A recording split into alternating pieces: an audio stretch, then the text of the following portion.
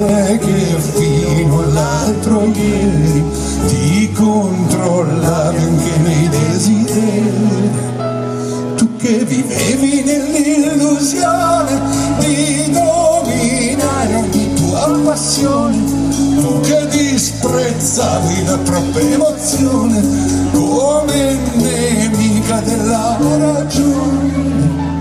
Non sei mai stata così rilassata, così serena ed abbandonata, o così viva e così perduta, come se ti fossi appena ritrovata. Con un uomo senza senso, anche un po' fragile, così immenso, con quel suo profumo denso di tabacco e vino e anche l'incenso.